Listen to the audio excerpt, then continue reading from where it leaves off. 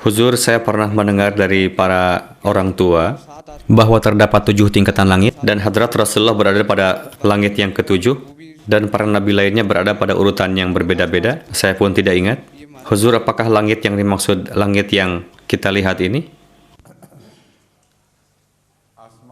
Langit di sini hanya merupakan tanda ketinggian dan derajat sebenarnya terbagi ke dalam 7 tingkatan. Sebagaimana surah Al-Fatihah memiliki 7 ayat dalam seminggu 7 hari, namun ketika habis 1 minggu, waktu tidak lantas berhenti, melainkan dimulai minggu yang baru. Jadi 7 langit apakah secara zahir maupun secara rohani, maksudnya adalah kesempurnaan memiliki 7 tingkatan, dan ketika itu berakhir, kemajuan tidak lantas terhenti, melainkan akan mulai untuk lebih tinggi lagi.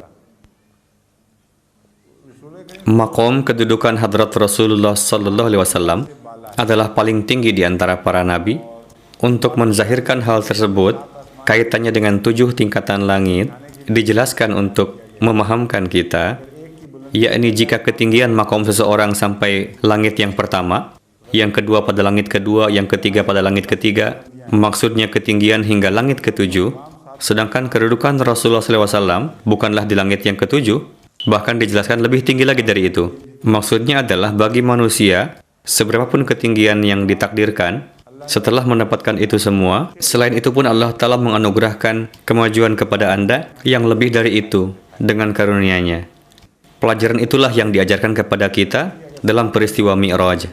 Jika kemajuan seluruh makhluk dibatasi hingga 7 tingkatan, dan di dalamnya pun termasuk para malaikat, sementara malaikat Jibril yang memiliki kedudukan tertinggi di antara para malaikat, nampak malaikat Jibril bersama dengan Rasulullah SAW dalam peristiwa Mi'raj.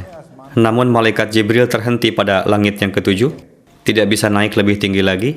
Kemudian setelah itu hadrat Rasulullah SAW naik sendiri. Lalu beliau SAW terhenti di tempat di mana terdapat perbatasan antara makhluk dan penciptanya, yang mana setelah itu bermula sifat-sifat sang pencipta yang tidak bisa diraih oleh makhluk ciptaannya.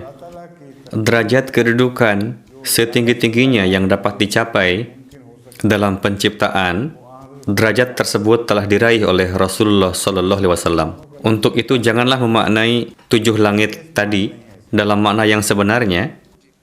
Oke? Baik, Huzur.